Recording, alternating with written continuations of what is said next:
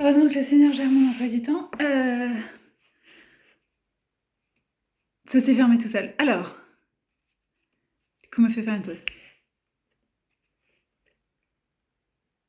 Avant d'avoir la révélation sur le rocher, bah, j'étais en train de lire le cantique, mais je vois plus écrit. Ah, si, c'est ici, rocher. Mais il y a les fils de Dieu. Je me rappelle bien. Et la part, c'est peut-être que c'est attribué. Enfin, que. Il y a des fils de Dieu en charge de chaque nation, quoi. Hein, ils oublient cette partie-là. Alors, donc.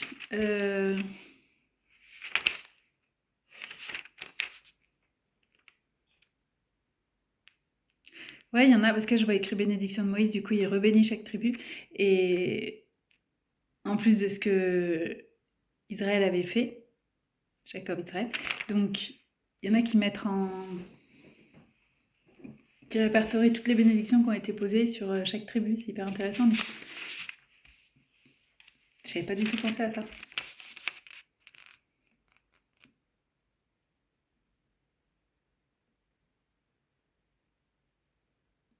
Benjamin, bien aimé d'Yahvé, je repose en sécurité près de lui, par exemple. Joseph, son pays est béni d'Yahvé, à lui le meilleur de la rosée des cieux, de l'abîme souterrain. Le meilleur de ce que fait croître le ciel, de ce que pousse à chaque maison. Je sais pas, j'ai pas vu. Tiens, une carte d'Israël avec les tribus. Ça existe forcément, hein, c'est juste moi qui l'ai pas vu. Parce que c'est ça, c'est qu'il a donné les pays à chacun. Des parts de la terre. Est-ce qu'on peut rester... Ouais, c'est pas facile de rester concentré, hein, surtout avec la révélation. Alors, on y retourne. Jacob a mangé, il s'est rassasié. Voilà. Jacob a mangé, il s'est rassasié. Yeshurun s'est engraissé, il a regimbé. Tu as engraissé, épaissi, élargi. C'est entre parenthèses, c'est-à-dire que c'est un truc rajouté, qu'ils savent pas trop le mettre. Il a repoussé le Dieu qu'il avait fait et déshonoré le rocher, son salut. Ils l'ont rendu jaloux avec des étrangers. Ils l'ont irrité par des abominations. Voilà, exemple. Il sacrifie à des démons qui ne sont pas dieux, à des dieux qu'ils ne connaissaient pas, à des nouveaux venus d'hier que leur père n'avait pas redoutés. Tu oublies le rocher qui t'a mis au monde, tu ne te souviens plus de Dieu qui t'a engendré. Yahvé l'a vu et dans sa colère, il a rejeté ses fils et ses filles. Il a dit, je vais leur cacher ma face et je verrai ce qu'il adviendra d'eux. Car c'est une génération pervertie, des fils sans fidélité. Ils m'ont rendu jaloux avec un néant de Dieu. Ils m'ont irrité par leurs êtres de rien. Eh bien, moi, je les rendrai jaloux avec un néant de peuple. Je les irriterai au moyen d'une nation stupide. Oui, un feu a jailli de ma colère. Et Yahvé ne choisit pas un autre peuple, j'ai ma petite note, mais il utilise pour châtier Israël une nation qui n'a pas reçu sa sagesse. On voit ici une allusion soit aux Philistins, soit aux Babyloniens.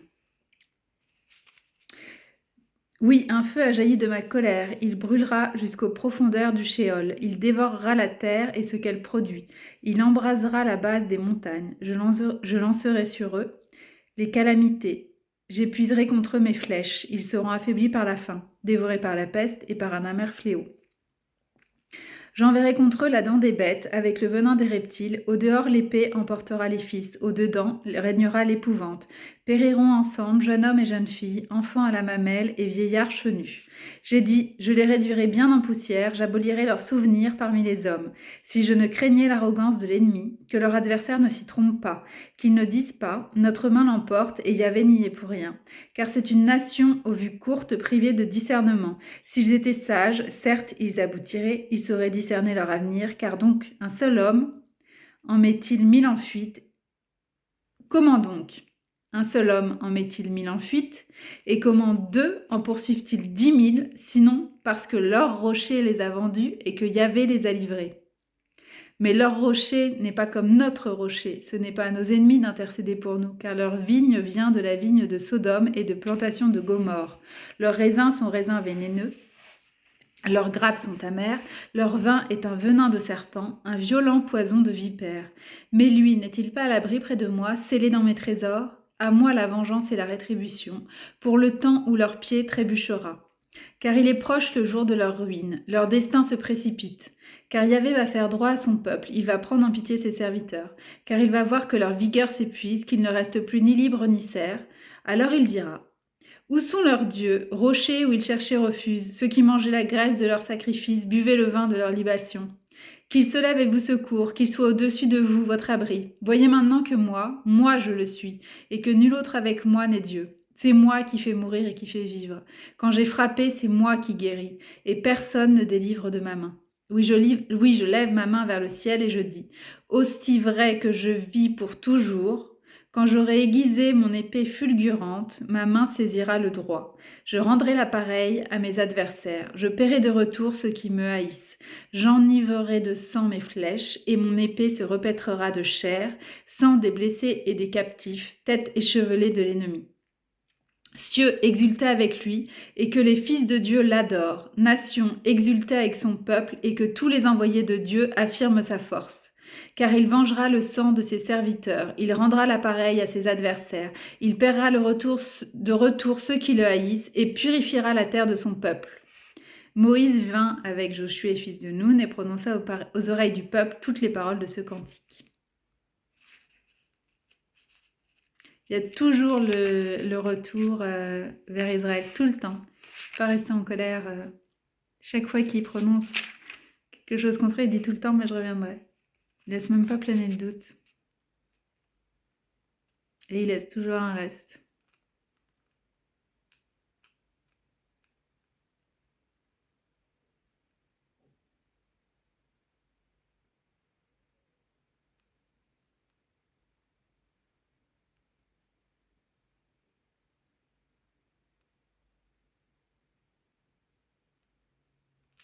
Bon alors, Josué, où est-ce qu'il dit?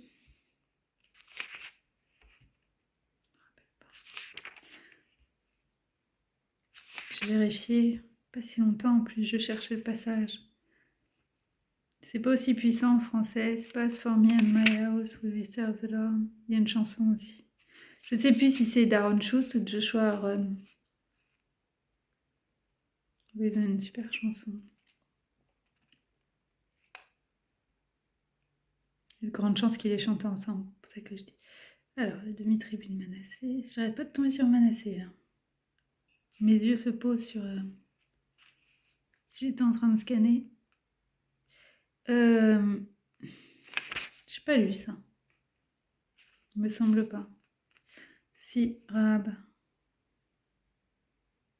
Mais j'ai dû survoler. Prière de Josué.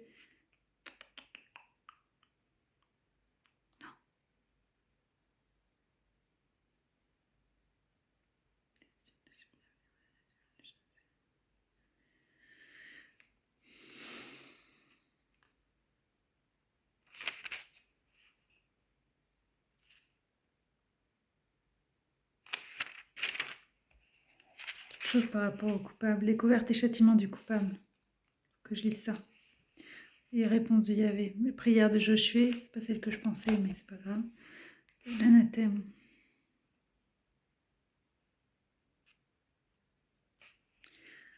Je sais pas ce que ça veut dire.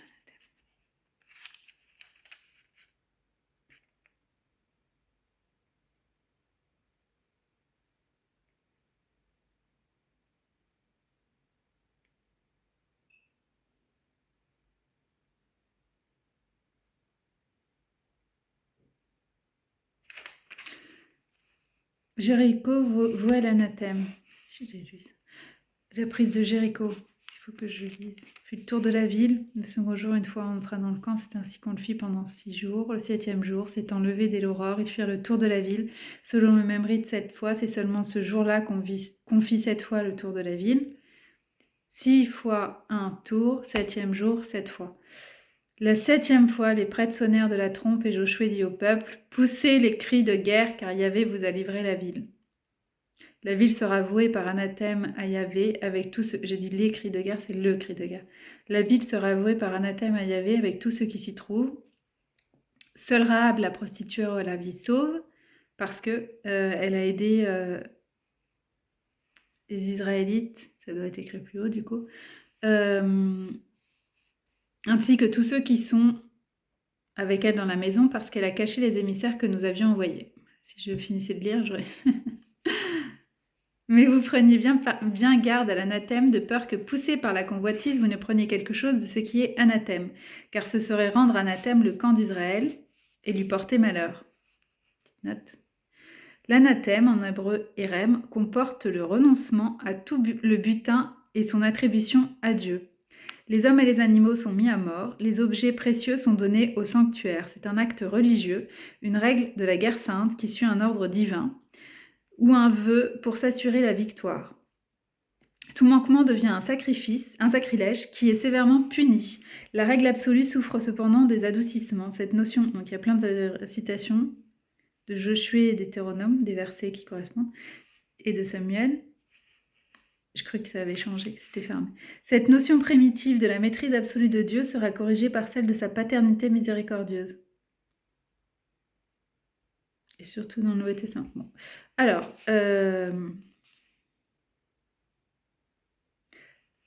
donc vous ne prendrez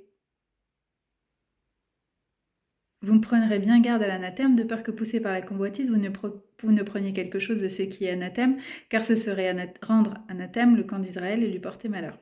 L'argent, l'or et les objets de bronze et de fer, tout cela sera consacré à Yahvé. Cela entrera dans le trésor de Yahvé.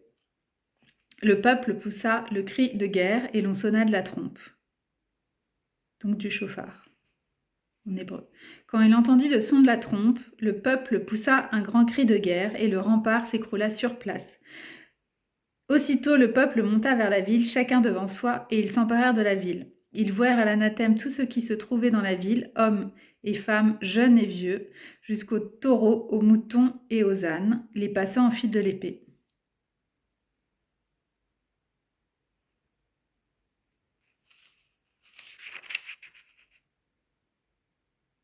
Je suis perplexe parce que j'ai lu ou entendu que quand les murs sont tombés, ça a même carrément fait une rampe d'accès. Mais là, c'est pas écrit. Ça a facilité l'entrée dans la ville, en fait. C'était pour insister sur le fait que quand Dieu fait les... C'est toujours extra, en fait. C'est non seulement il a fait tomber les murs déjà, et en plus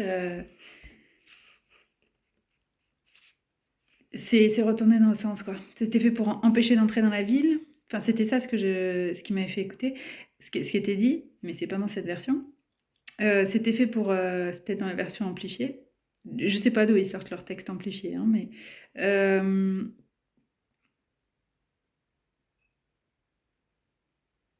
bon, les mots hébreux ont plusieurs significations et tout, donc c'est peut-être en tirant au maximum certaines significations, je sais pas. Mais c'était cette notion que non seulement ce qui avait été utilisé pour empêcher était abattu, mais en plus était retourné dans le sens, c'était utilisé pour faciliter l'entrée. C'était censé empêcher d'entrer, et en fait c'était utilisé pour faciliter. Donc c'était intéressant, mais là je vois pas. Donc maison de rats à préserver, et du coup elle fait carrément partie de la lignée du Christ. Moi je lis des trucs comme ça, je fais pas attention. Et les gens disent, mais vous savez que vous avez remarqué? Ah bah non. Donc Josué dit aux deux hommes qui avaient espionné le pays, entrez dans la maison de la prostituée et faites en sortir cette femme avec tous ceux qui lui appartiennent, ainsi que vous le lui avez juré. Ces jeunes gens, les espions, s'y rendirent et en firent sortir Rahab, son père, sa mère, ses frères et tous ceux qui lui appartenaient. Il est miséricordieux, il suffit une personne, il sauve toute la maison à chaque fois. Ils en firent sortir aussi tout son clan et les mirent en lieu sûr, en dehors du camp d'Israël. On brûla la ville, bon c'est sûrement parce que c'était pas complètement perverti, sinon il fait des élagages quand même. On brûla la ville et tout ce qu'elle contenait, sauf l'argent, l'or et les objets de bronze et de fer qu'on livra au trésor de la maison de Yahvé. Mérab, la prostituée, ainsi que la maison de son père et tous ceux qui lui appartenaient, Josué leur laissa la vie sauve. Elle est demeurée au milieu d'Israël jusqu'à aujourd'hui pour avoir caché les émissaires que Josué avait envoyés espionner Jéricho. Malédiction à qui relèvera Jéricho. Ensuite, en ce temps-là, Josué fit prononcer ce serment. Maudit soit devant Yahvé l'homme qui se lèvera pour rebâtir cette ville, Jéricho. Il la fondera sur son aîné et en posera les portes sur son cadet. Et Yahvé fut avec Josué, dont la renommée se répandit dans tout le pays.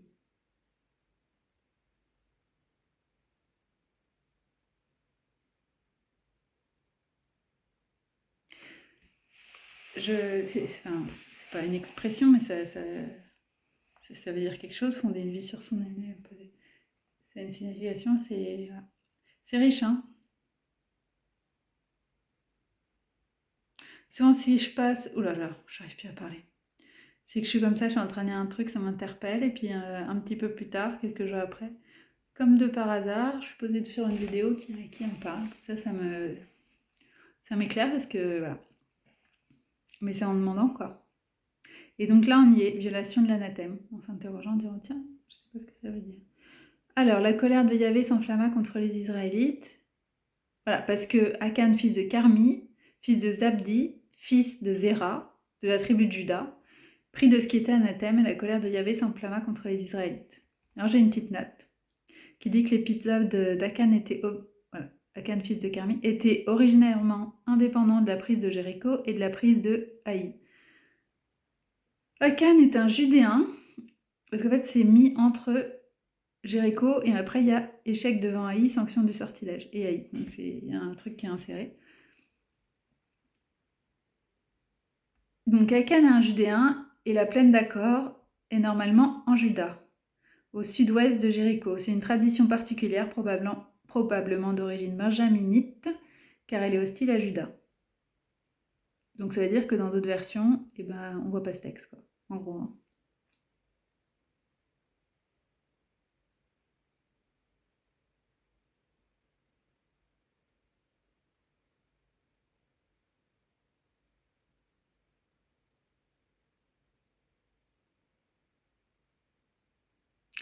Donc là, ils ont eu échec devant Haï, et du coup,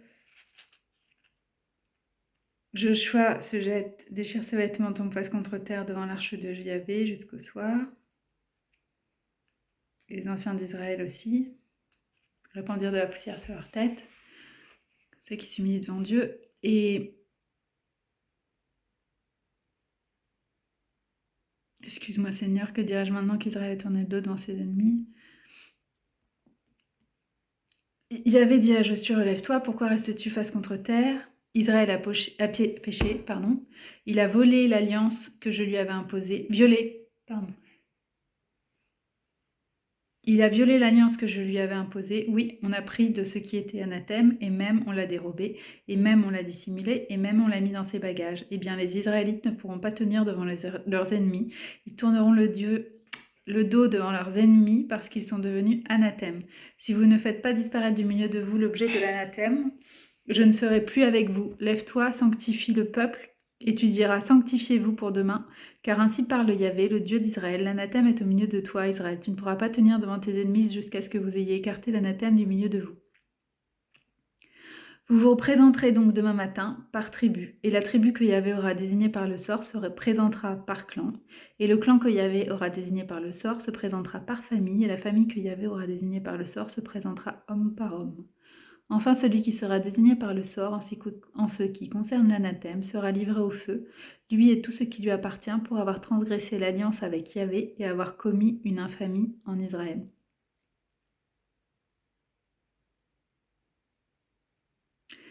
Tribu de Juda, le clan de Zéra, la famille de Zabdi, et ce fut Akan, fils de Carmi, fils de Zabdi, fils de Zéra, de la tribu de Juda, qui fut désigné par le sort.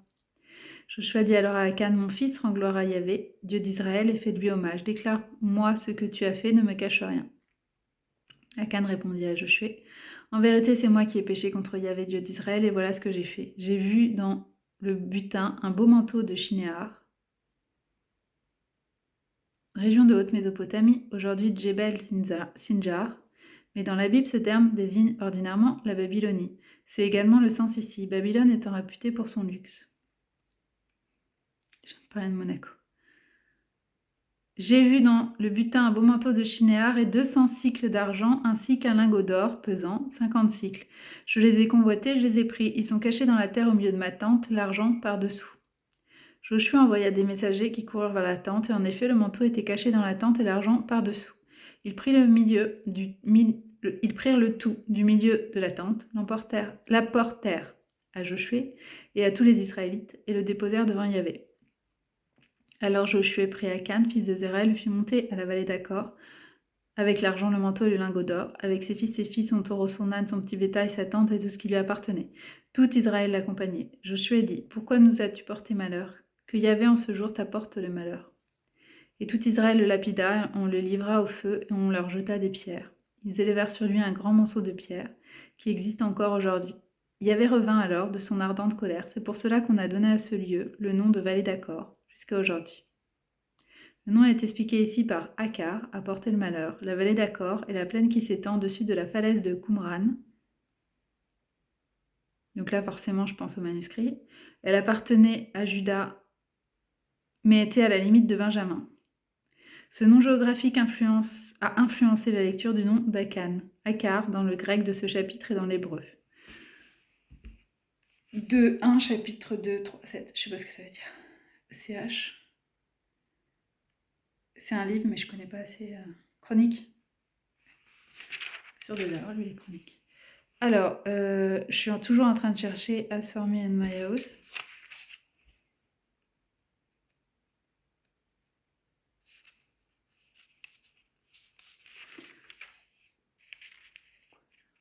Récapitulation, les rois vaincus à l'est du Jourdain, les rois vaincus à l'ouest du Jourdain. Waouh, c'est la liste des rois.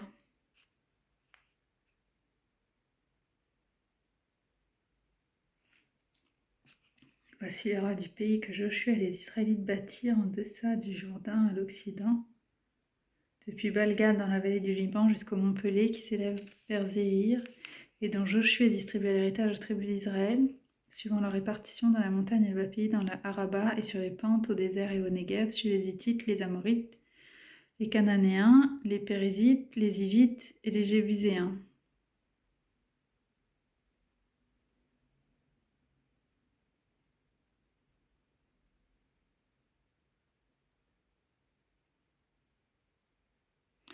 Roi de Jéricho, 1.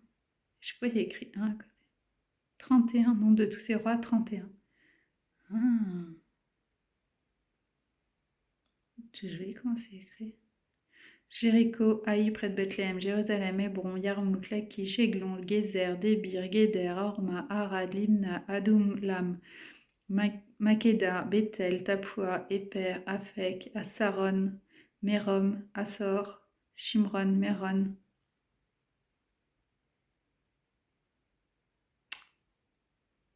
Le roi de Méron, le roi de Shimron, Méron. J'ai cru que j'avais lu deux fois la même chose, non? Akshaf, Tanak, Megiddo, Guédesh, Yokneam au Carmel, le roi de Dor à la crête de Dor, le roi des nations en Galilée, le roi de Tirsa, nombre de tous ces rois 31. Ceux vaincus à l'ouest, les rois vaincus à l'est aussi. Bah ouais, parce qu'il y avait avec eux. Description des tribus transjordaniennes. Tribu de Ruben, Gad, tribu de Manassé. Ah, c'est leur territoire, c'est ça. 3 grandes tribus à l'ouest du Jourdain. Père de quel? Père du Cuba. De Juda, pardon. J'ai lu qu'il y avait les Lévites en même temps. Occupe le territoire d'Hébron. Tribu d'Éphraïm, tribu de Manassé.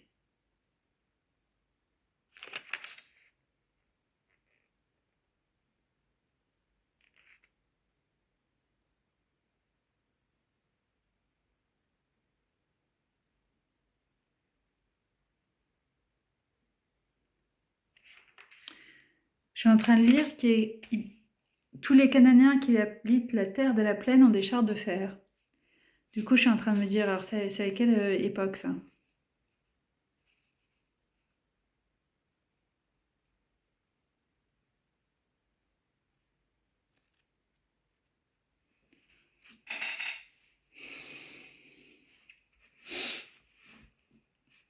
Ah, il y a Il n'y a rien qui est en trop. Hein. Description des 7 autres tribus. Opération cadastrale. Ouais, c'est ça, on peut les situer. Benjamin, ville de Benjamin.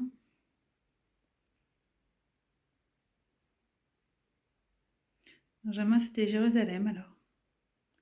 Fils de la tribu, les villes de la tribu des fils de Benjamin selon leur clan étaient Jéricho, Beth Hogla et Mekezi, voilà c'est compliqué, Beth Araba, Semaraïm, Bethel, Avim, Para, Ophra, Képhar Ammoni, Ophni Gaba, 12 villes et leurs villages, Gabaon, Rama, Béhéro, Mispé, Képhira, Moka, Rekem, Yerpeel, Tareya, Sela, Elef, le Jébuséen, c'est Jérusalem, c'est pour ça que j'ai dit Gibéa et Kira, 14 villes avec leurs villages. Tel fut l'héritage des fils de Benjamin selon leur clan. Tribu de Siméon, Zébulon. Ah bah je me rappelle pas de ce nom, Zébulon. Issachar, Asher, Nephtali et Dan. Maintenant je me rappelle pas le nom. Entends-moi parler. Vide de refuge et vide de vie. Ah oui, il y a des vides de refuge pour ceux qui ont péché, c'est ça? Pourra s'enfuir le meurtrier qui a frappé quelqu'un par inadvertance, involontairement, qui vous serviront de refuge contre le vengeur du sang.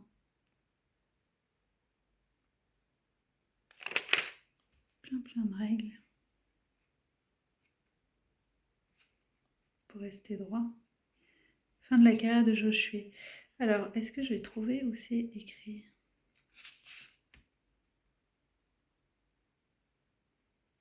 C'est une conclusion du partage. C'est ainsi que Yahvé donna aux Israélites tout le pays qu'il avait juré de donner à leur père. Ils en prirent possession et s'y établirent. Yahvé leur procura le repos de tous côtés, tout comme il l'avait juré à leur père et de tous leurs ennemis. Aucun ne réussit à tenir devant eux. Tous leurs ennemis, Yahvé les livra entre leurs mains. De toutes les promesses que Yahvé avait faites à la maison d'Israël, aucune ne manqua son effet, tout se réalisa.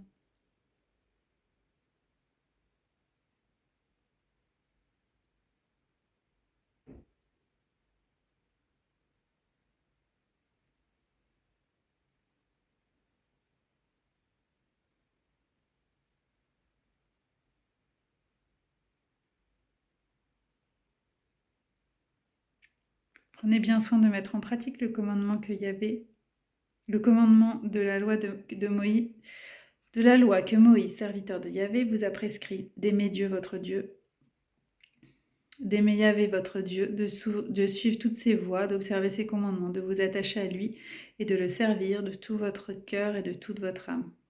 Josué les bénit et les renvoya, ils s'en allèrent à leur tente.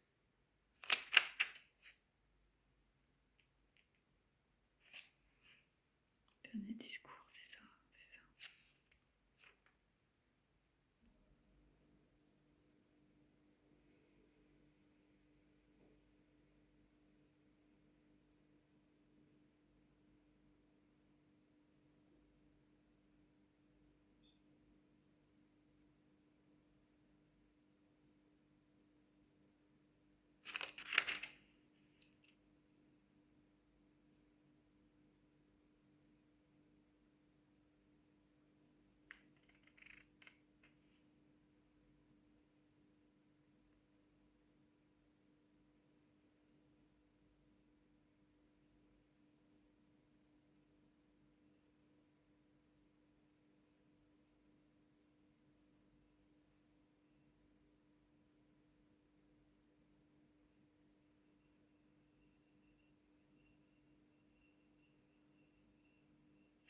C'est là.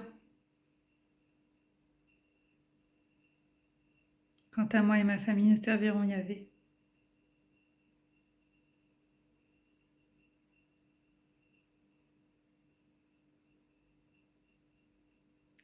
Josué 24, 14, 13, non, 15.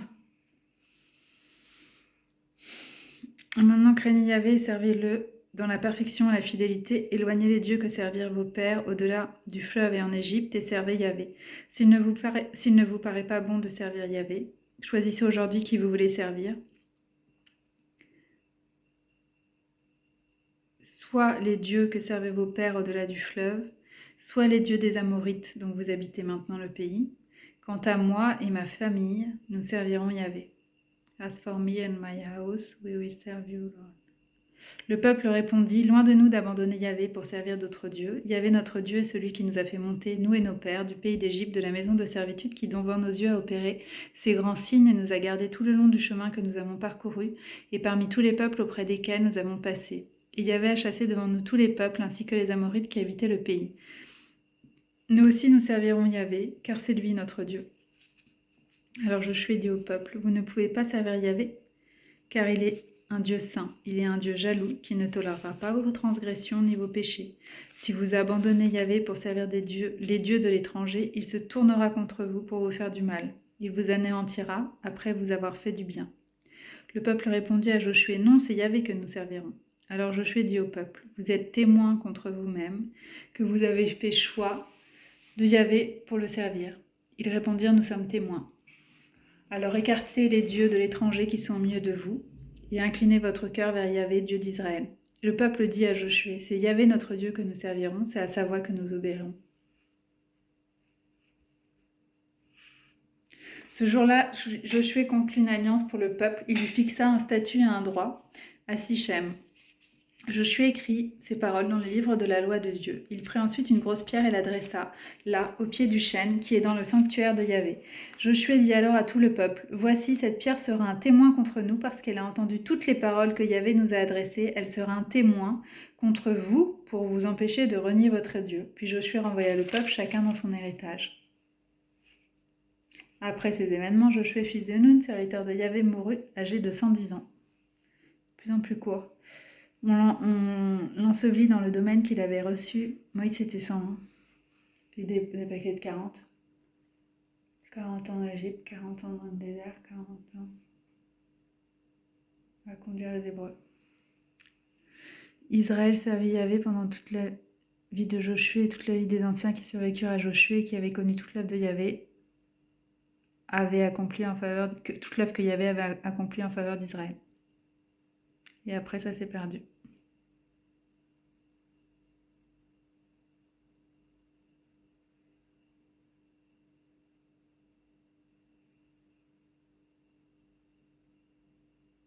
Je suis en train de me dire, il y avait l'espérance de vie qu'on a aujourd'hui, quasi quoi. 110, mais dans la force de l'âge par contre. C'est ce qu'il dit pour Moïse.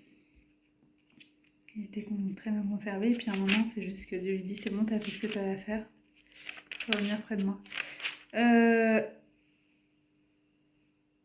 Apparition de l'ange de Yahvé à Gédéon. Question de Gédéon. Gédéon contre Baal. J'ai pas encore lu ça. Les fils de Dieu.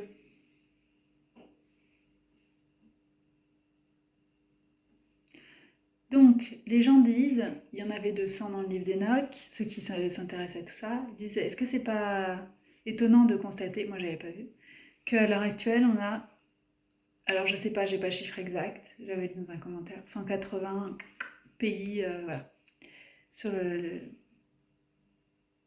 proche des 200 quoi. Et donc ce qui est écrit, c'est qu'il y a un fils de Dieu, initialement, au-dessus de chaque nation, et que Dieu s'est réservé la supervision directe d'Israël, son peuple, qu'il a choisi parmi tous les peuples de la terre.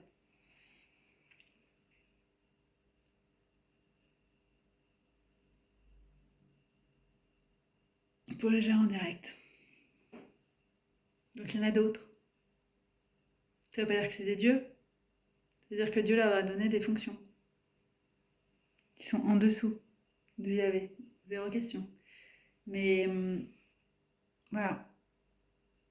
Et donc il y en a qui disent que c'est les anges déchus, qui sont au nombre de 200 dans le livre d'Enoch, que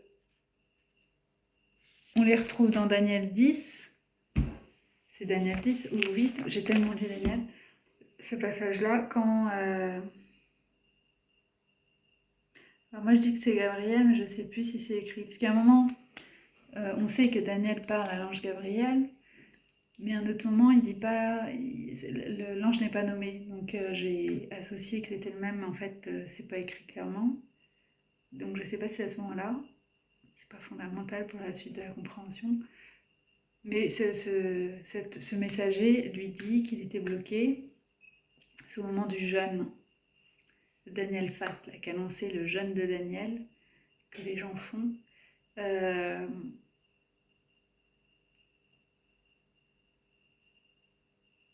mais Daniel, il savait pas qu'il faisait un jeûne de 21 jours. Il a juste dit, tant que j'ai pas ma réponse, je suis troublée, je tourmentée surtout. J'ai besoin de savoir, en fait, je peux pas rester comme ça. Donc, Dieu lui avait mis dans le cœur ce fardeau de devoir recevoir la révélation, de faire ce qu'il fallait pour. Et donc, il s'est dit, je renonce à tout plaisir, en fait, de la chair tant que c'est pas réglé cette histoire, quoi. Voilà, c'est le genre de truc qui parle, en fait.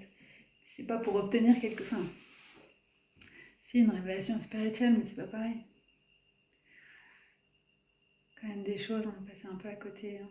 Mais bon, c'est ce qu'on fait aujourd'hui.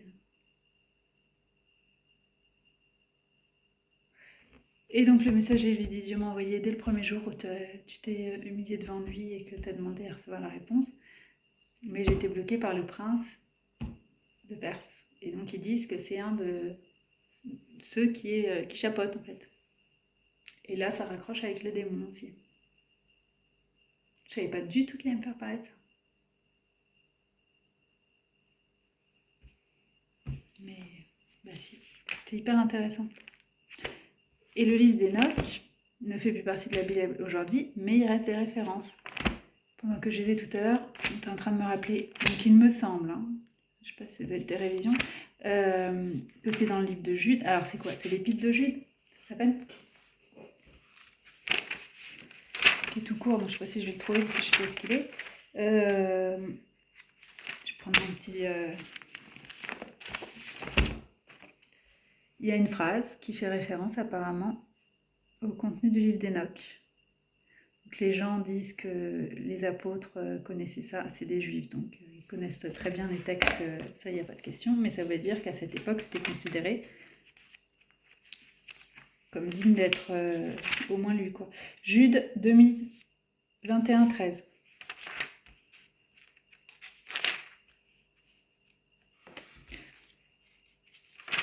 « 21, 13. Si, épître de Saint Jude. Je ne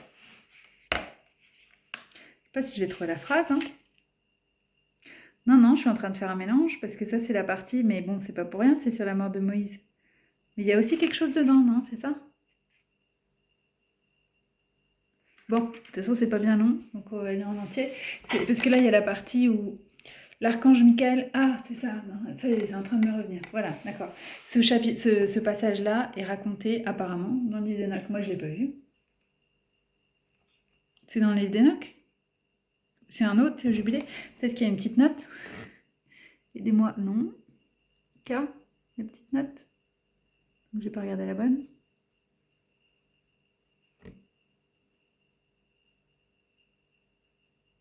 On va quand même lire parce qu'il me parle, il y a un truc qui est écrit là. Hein.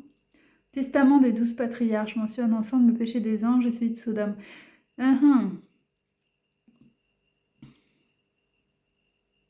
Qui n'arrête pas le châtiment des anges séducteurs. Oui, c'est ça.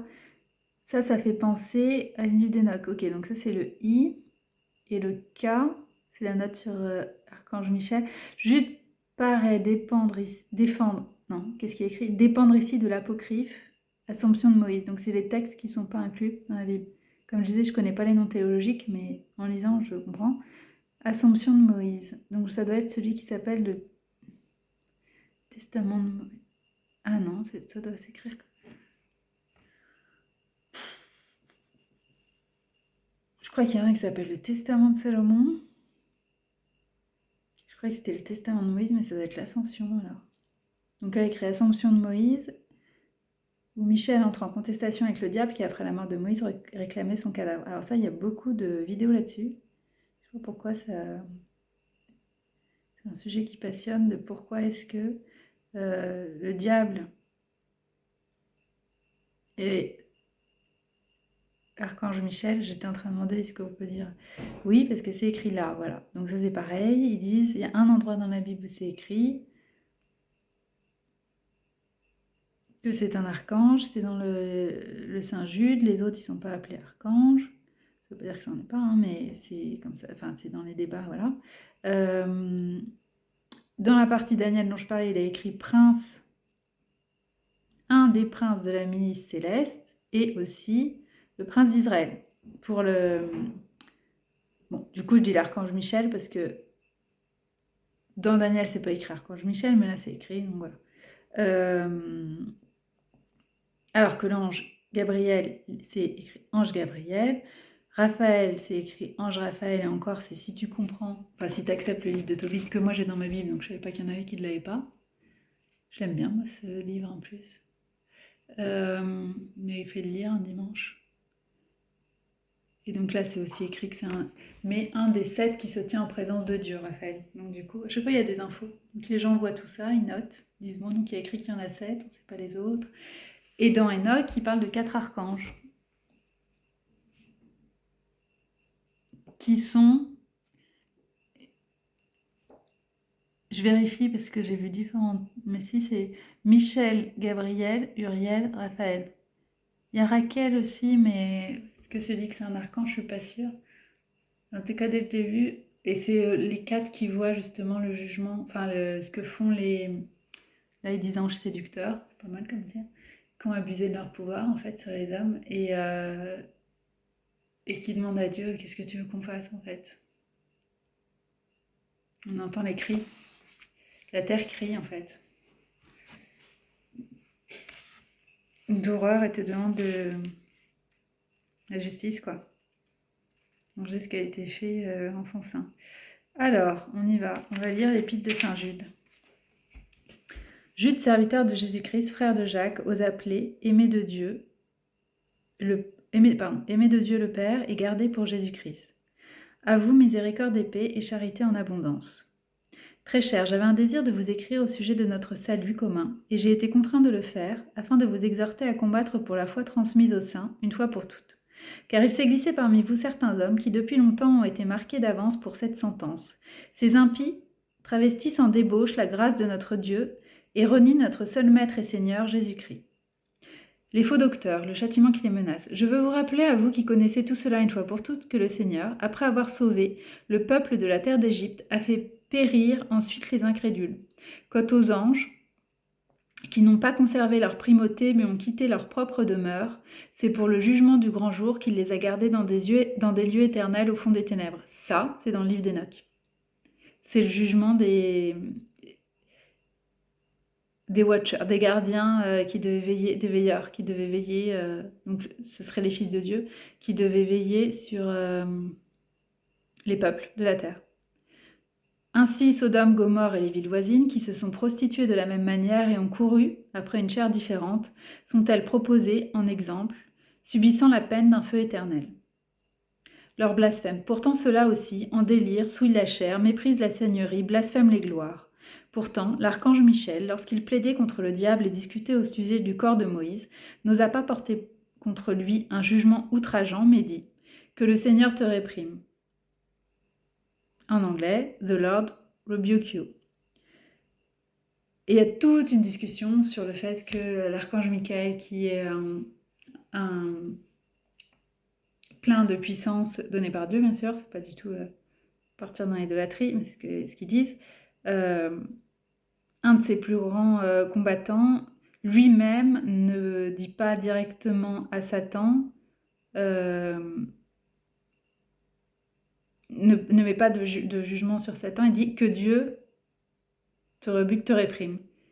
Et donc, c'est un exemple pour les chrétiens de c'est comme ça qu'ils doivent faire. C'est ça qu'ils disent en fait. Quant à eux, ils blasphèment ce qu'ils ignorent, et ce qu'ils connaissent par nature, comme les bêtes sans raison, ne sert qu'à les perdre. Leur perversité, malheur à eux, car c'est dans la voie de Caïn qu'ils sont allés, c'est dans l'égarement de Balaam qu'ils se sont jetés pour un salaire, c'est par la révolte de Corée qu'ils ont péri. Ce sont eux les écueils de vos agapes, ils font bonne chère, sans vergogne, ils se repaissent, nuées sans eau que les vents emportent, arbres de fin de saison sans fruits, 2 fois morts, déracinés. Où le sauvage de la mer écumant sa propre honte, astre errant auquel les terreurs épaisses sont gardées pour l'éternité. C'est aussi pour eux qu'a prophétisé en ces termes Enoch, le 7e patriarche depuis Adam. Voici le Seigneur est venu avec ses saintes myriades afin d'exercer le jugement contre tous et de confondre tous les impies pour toutes les œuvres d'impiété qu'ils ont commises, pour toutes les paroles dures qu'ils ont proférées contre lui, qu'ont proférées contre lui les pécheurs impies. Ce sont eux qui murmurent, se plaignent, marchent selon leur convoitise, leur bouche dit des choses orgueilleuses, ils flattent par intérêt. Je suis en train de me demander si ça c'est dans le livre d'Enoch, je me rappelais plus. Je l'ai lu Jude avant de lire le livre d'Enoch, quoi. Citation sans doute de mémoire d'Enoch 1,9. Pourquoi de mémoire? Réminiscence d'Enoch 5,5. Il y a plein de notes.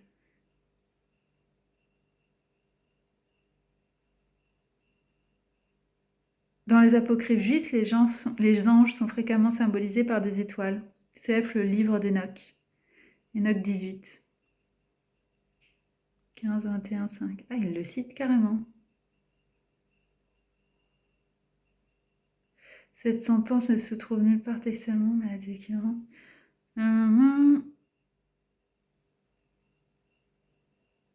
Bah voilà, oui, c'est plein en fait. Je croyais que c'était juste une phrase.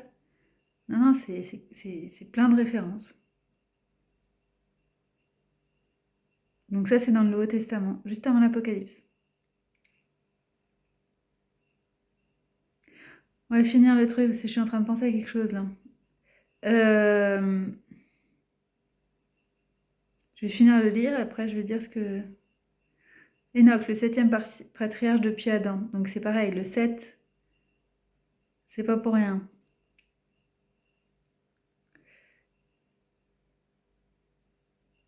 Et d'après... Alors, est-ce que c'est le livre d'Enoch ou un autre? Il y a d'autres livres après. Il y a un des... Donc du coup, maintenant j'ai appris le mot, hein, des apocryphes qui parlent du fait que Enoch aurait été... comme il est dit qu'il marchait avec Dieu et qu'il a été emporté, il n'est pas mort en fait, hein, ce qui est écrit. Je crois qu'il y a 3 personnes dans la Bible. C'est Ézéchiel, le prophète, qui est parti sur un char aussi. Et une troisième personne, j'ai vu une vidéo, je sais pas qui est la troisième, je me rappelle pas. C'est pas l'objectif là, mais donc Enoch, il aurait été transformé en un archange. Il y en a qui disent ça. Et ce serait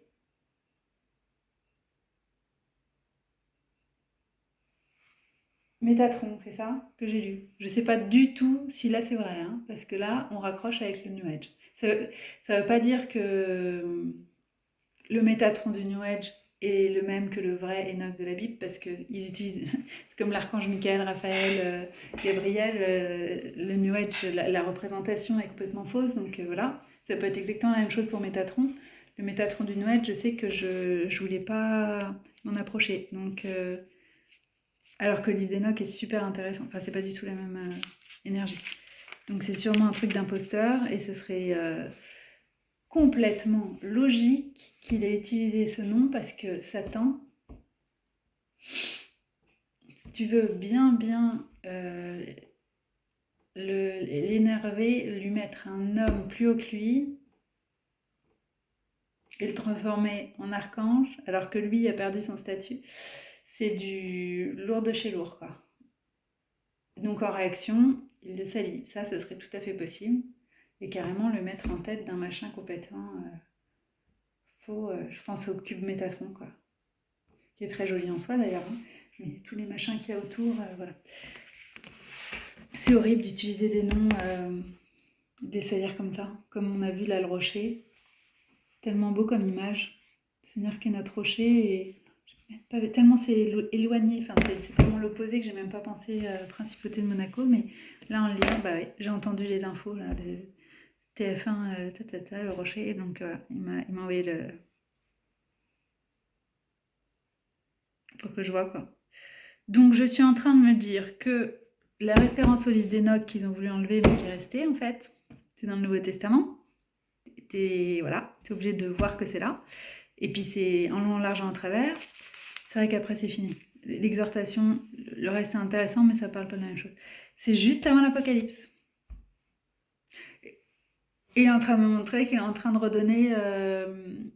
ça a été enlevé, mais il est en train de leur donner aux personnes qui suivent d'aller regarder, quoi.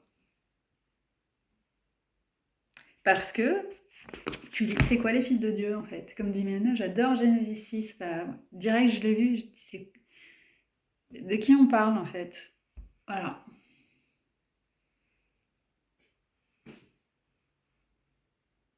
Et on prie des femmes humaines du coup. D'accord. Donc là, le focus, hein, quand même, c'est sur les anges déchus, en fait, qui sont au-dessous des nations, que vous parlez avec des entités spirituelles, voilà. Que leur spécialité, c'est de nous manipuler, de se faire passer pour, nanana, de distiller des connaissances pour te faire croire qu'ils sont puissants. Ils en ont quand même, hein, ils ont absolument pas la finesse et la compréhension de ce que fait Dieu, mais ils ont quand même des aptitudes. Et l'habitude surtout, beaucoup de maîtrise, des années de pratique de tout ça. C'est à Genesis 6 hein, que ça s'est passé, juste avant le déluge. Ah, c'est vraiment un test là, en train de me demander c'était quand. Ah, je veux la chronologie. C'est possible de le voir par rapport à la création. C'est tout écrit en fait dans la Bible. Oh, 4100. Ah, c'est pas loin. Hein. Adam, il a vécu. Il faut faire avec les durées de vie. Euh, il est dit à chaque fois à quel âge ils ont eu leur fils en fait. Donc tu peux tout recommencer dans l'autre sens. Parce qu'on sait la durée de vie de Mathusalem, que c'est 7 jours, non, non, même Noé, c'est bon. Ça suffit. Tiens, j'ai dit Noé, pas Noah. Tout à l'heure, quand je disais, j'ai vu qu'il y avait une fille qui s'appelait Noah. J'ai dit, ah tiens, c'est marrant, la fille, ils ont gardé le nom. Alors du coup, je me suis dit, ah tiens, faudrait que je regarde dans la version anglaise, c'est tout le temps ce que je fais. Pourquoi est-ce que la fille garde le nom, puis en anglais, en anglais, Noé, c'est Noah. Il y a un H quand même. Enfin, je crois. Si, je crois qu'il y a un H quand même. Et là, en lisant tout à l'heure, j'avais une fille qui s'appelait Noah, N-O-A. Il a écrit Milka, Noah. Donc forcément, je dis, ah tiens, le chocolat. Mais bon, c'est obligé. Et là, je vois écrit Corée, la révolte de Corée. Je me dis, tiens, c'est qui? Parce que je ne l'ai pas lu, vu qu'il y a plein de choses que j'ai pas lues, que je relis tout à l'entrée. Enfin, pas toujours, mais. Et je me dis, bah, c'est pas pour rien que ce pays s'appelle comme ça, en fait. Il n'y a jamais de truc anodin. Ils sont peut-être pas au courant qu'il s'appelle comme ça, par contre, parce que nous, en français, ça donne ça. Peut-être qu'en anglais, il n'y a pas écrit Coréa. Puis de toute façon, on est d'accord, hein, les Coréens parlent pas anglais. Mais du coup, je suis en train de demander quel est le nom de leur pays en coréen. Je n'en sais rien. Ça doit pas être la même consonance. Donc peut-être qu'ils savent pas qu'il y a une référence comme ça, un lien. C'est ça qui est intéressant avec les langues, de jongler, parce qu'il y a des choses qui sont cachées dans chaque langue. Et là, on revient, Tour de Babel, Rébellion. Je n'ai pas encore vu l'épisode, mais j'ai déjà lu la Tour de Babel. Que c'est à ce moment-là où il a mis des différentes langues pour que les hommes, justement, ne se mettent pas d'accord pour se rebeller. On est capable du pire et du meilleur. Hein. Je le dis pour moi plein de fois, mais bon, là, je le mets collectivement. Il y a un côté un peu catastrophique, mais qui nous donne des chances de se remettre droit, enfin, qui nous guide, quoi. Tiens, je suis partie sur Nicodème. C'est Jenny qui en a parlé, là, dans sa vidéo.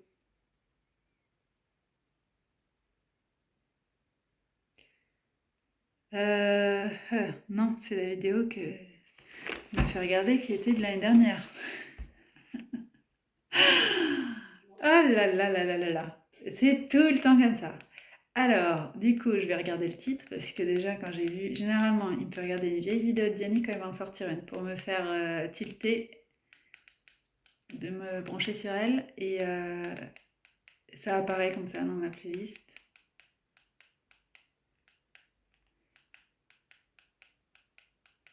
La Beautiful Diany, où es-tu? La voici. Voilà, c'est ça, exactement. Juste après, avec entre les deux, j'ai le fil week-end. J'étais en train de faire une vidéo. Je l'ai mise cette vidéo. Je suis pas sûre, non. J'ai essayé, ça allait pas. Une semaine à un mois. For what I don't remember. Et ce sera pour quelqu'un. C'est la vidéo. Oui, j'ai pensé que c'était pour quelqu'un.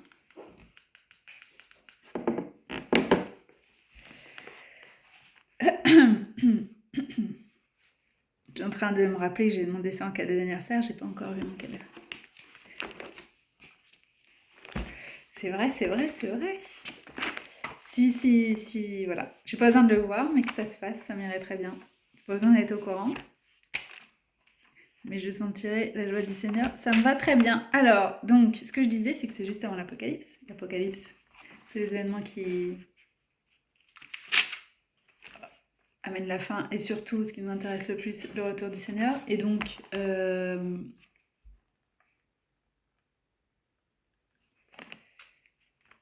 et la victoire d'Israël. Hein. C'est écrit hein, que c'est encerclé, et que c'est à ce moment-là, quand il reste un tiers, que Dieu revient. Bon, il y en a qui disent que c'est symbolique, c'est pas vraiment en Israël. Je sais pas, mais en tout cas, en train de voir des choses là actuellement, il se passe quand même des choses.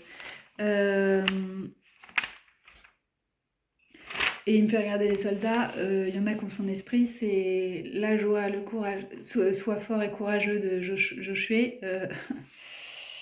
C'est pas pour rien qu'il nous a fait lire la conquête de Terre Promise, ils ont ça, hein, c'est impressionnant en fait. Je sais pas que leurs dirigeants sont forcément, j'en sais rien du tout, mais il y en a sur qui il a posé son esprit, il n'y a pas de question. Hein.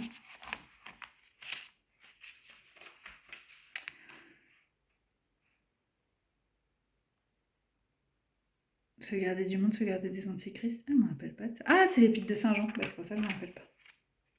Je me rappelle pas de l'avoir lu. Pas sur ce texte-là, en tout cas. Doxologie. Celui qui peut vous garder de la chute et vous présenter devant sa gloire sans reproche, dans l'allégresse, à l'unique Dieu, notre Sauveur, par Jésus-Christ, notre Seigneur. Gloire, majesté, force et puissance avant tout temps, maintenant et dans tous les temps. Amen. Là, on voit bien qu'ils sont inspirés. Pas à se demander est-ce que c'est vraiment le texte originel. C'est un Jude, 2 pages et...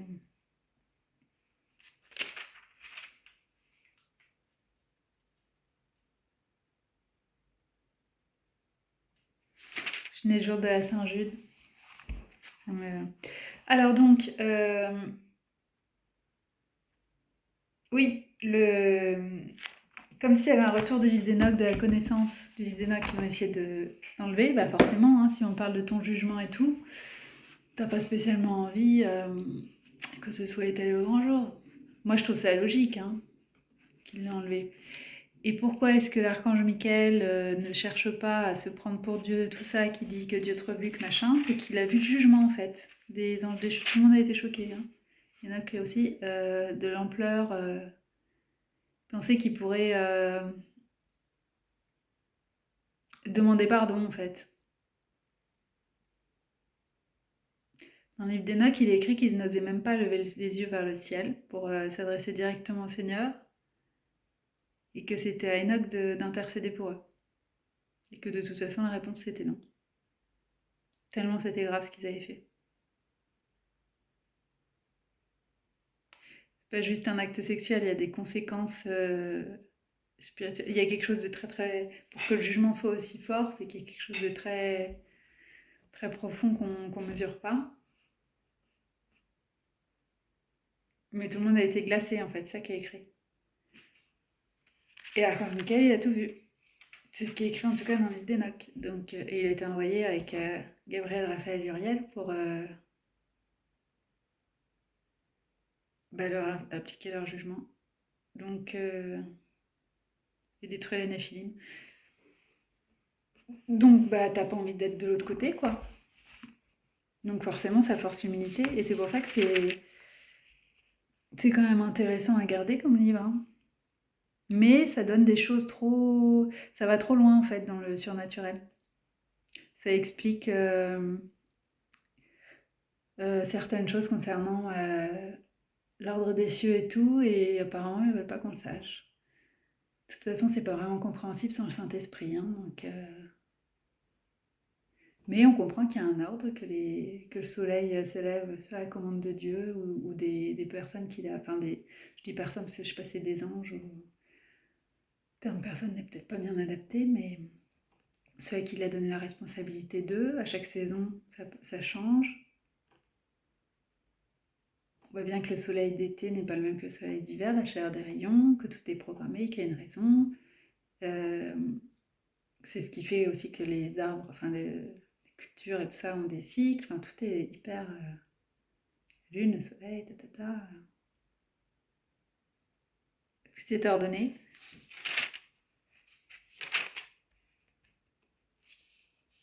C'est passionnant, d'une traite.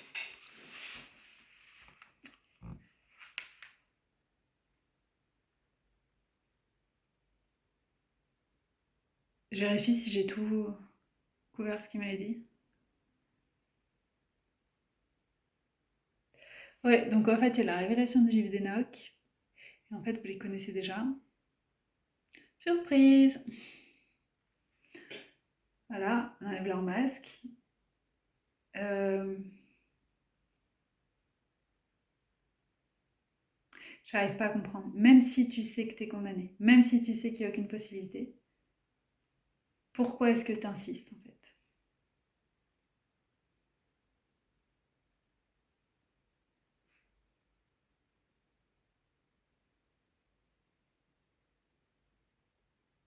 Parce que Dieu est tellement miséricordieux. Si tu montres que tu as complètement changé, que tu veux ramener les gens dans le droit chemin, leur dire de surtout pas faire comme toi, et ben ça, je sais pas, non?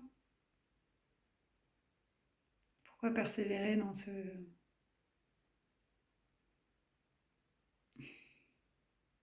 cette voie de perdition? Je comprends pas.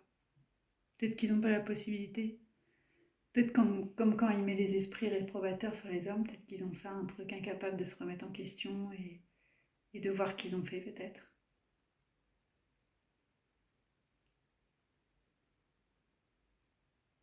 Ce qui m'a quand même fait rencontrer des gens, et il m'en a montré sur YouTube encore, et ça me fait toujours très peur. Heureusement, il m'a guéri enfin, il m'a donné la paix par rapport à ça, parce que tu te dis, mais comment tu sais que toi t'es pas comme ça en fait? Parce que, bah, il te le montre de toutes les façons, mais les fruits de ta vie, oui, oui, mais ça fait. Il y a des gens qui sont tellement convaincus de le servir, c'est incroyable en fait. Il n'y a pas ses fruits.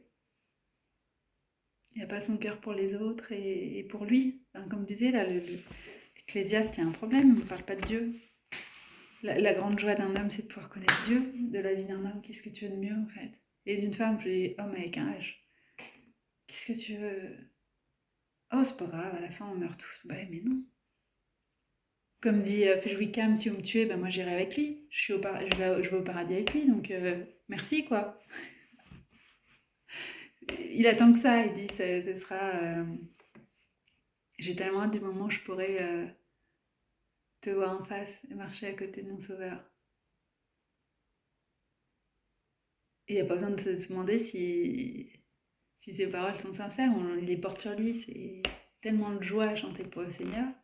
Ce sera magnifique de regarder chanter pour le Seigneur. On sera tellement heureux.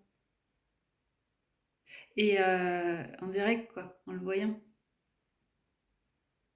Parce que même d'ici, il chante pour le Seigneur, il n'y a aucune question. Et le Seigneur le regarde et l'écoute et tout ça. Et ça, c'est sûr qu'il a tourné sa face sur lui. Il a sa bénédiction, sa faveur, mais bah, voilà, dans les cieux, c'est pas pareil. Et donc, ça me fait rire quand, au pire, je meurs, quoi. Voilà. Donc, c'est pas du tout la teneur de l'Ecclésiaste, c'est ça qui est bizarre. En tout cas, livre d'Enoch, du coup, c'est juste avant l'Apocalypse. Il nous a fait regarder ça juste avant, étudier ça au mois d'août. Euh,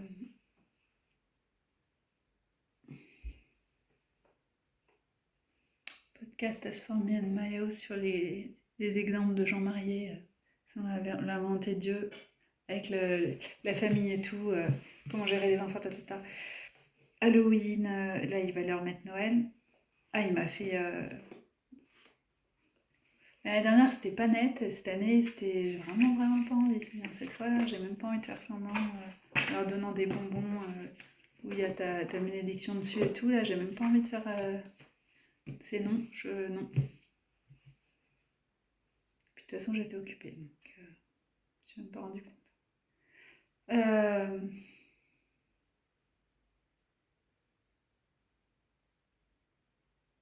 Ouais, c'est ça. On a fait le tour. Il n'y a plus rien là. Tout à l'heure, c'était non-stop. Et c'est fini. C'est apaisé. Vos guides, c'est les anges déchus. C'est la conclusion. Voilà. Ils sont démasqués.